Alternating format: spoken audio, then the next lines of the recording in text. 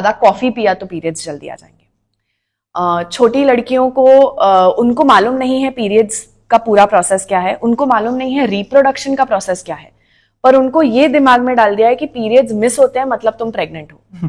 तो 6-7 स्टैंडर्ड की भी जो लड़की है उसको लग रहा है कि अरे इस महीने मेरे पीरियड्स नहीं आए या 2 हफ्ते लेट हो गए हैं तो मैं प्रेग्नेंट हूं। उसको प्रेगनेंसी का प्रोसेस नहीं मालूम, बट उसके मन में इतना डर बैठ गया है कि अगर पीरियड्स लेट होते हैं मतलब प्रेग्नेंट।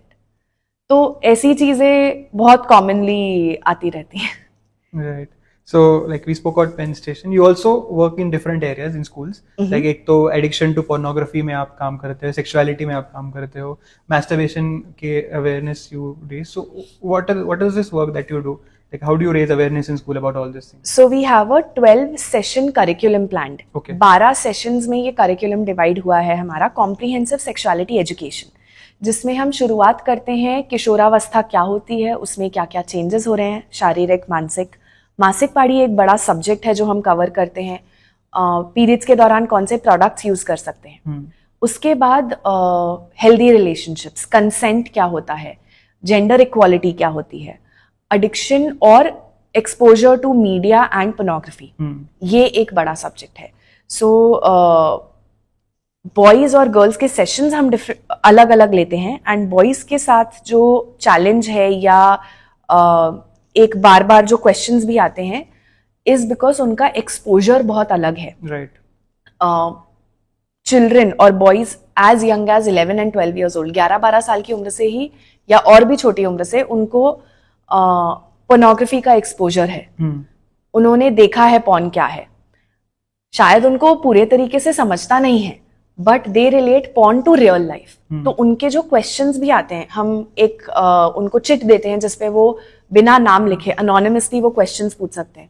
सो जो क्वेश्चंस आते हैं वो सारे लिटरली पॉर्न के सीन से उठा के उन्होंने क्वेश्चंस पूछे हैं कि हम कब कर सकते हैं, गर्ल्स चिल्लाती क्यों हैं, ये ऐसे क्वेश्चंस जो शायद उन्होंने किसी पॉर्न वीडियोज में देखे एंड वो उसको रियलिटी समझ के उन्होंने ये क्वेश्चंस पूछे।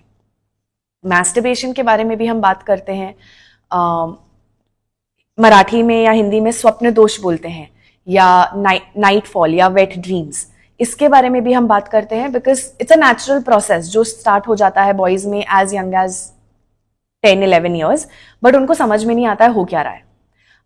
उसके बाद मैस्टरबेशन का प्रोसेस भी हम समझाते हैं कि what it is and normalising it कि ये गलत नहीं है, प्रोवाइडेड आप उससे एडिक्टेड नहीं है, सिर्फ वही नहीं चल रहा आपके दिमाग में। बिकॉज अगर आप सिर्फ उसी के बारे में सोच रहे हैं तो आपके पर्सनल रिलेशंस, आपकी पढ़ाई, आपके काम, सब पे इम्पैक्ट पड़ सकता है। तो what masturbation is and that it is normal. बच्चों के क्वेश्चंस आते हैं, इससे स्टैमिना कम होता है क्या, या इससे मेरे स्पर्म्स कम हो जाएंगे क्या। और ये क्वेश्चंस 5वीं-6ठी के बच्चे पूछ रहे हैं जिन्होंने शायद कहीं तो कुछ पढ़ा है जिस वजह से उनको ये मिस इन्फॉर्मेशन है। सो द आइडिया इज कि वो बच्चे क्वेश्चंस पूछें इस टॉपिक पे और वो समझें कि ये नॉर्मल है या इसके अराउंड जो उनको मिस इन्फॉर्मेशन है वो एक सही तरीके से एड्रेस हो जाए। सबसे absurd क्वेश्चन क्या है आपको अराउंड pornography sexuality? अब कोई भी क्वेश्चन absurd नहीं लगता है, बट हाँ, हर सेशन में, अभी तक हम 6 साल हो गए हैं काम करते हैं, बट हर सेशन में एक तो कोई ऐसा नया क्वेश्चन होता है जो हमें लास्ट सेशन में नहीं आता।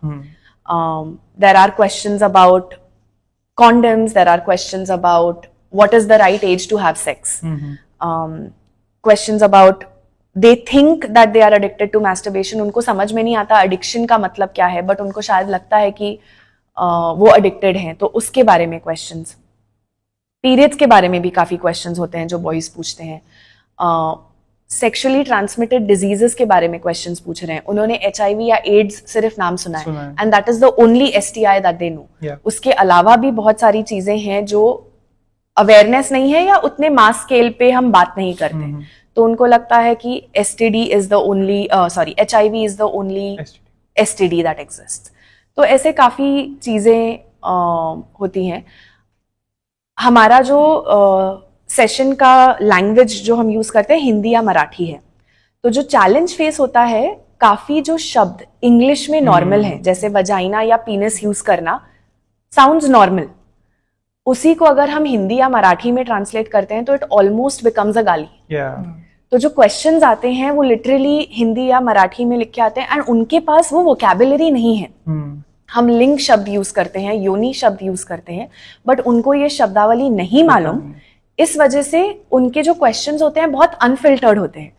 तो शुरुआत में हमें थोड़ा सा एडजस्ट करना पड़ा to be okay with reading those questions out loud कि ये क्वेश्चन है एंड इसका हम आंसर क्या कर रहे हैं। तो absurd नहीं, बट आई थिंक वो लैंग्वेज बैरियर की वजह से, and to no fault of theirs, क्योंकि उनको वो शब्दावली है ही नहीं, उनको मालूम ही नहीं है।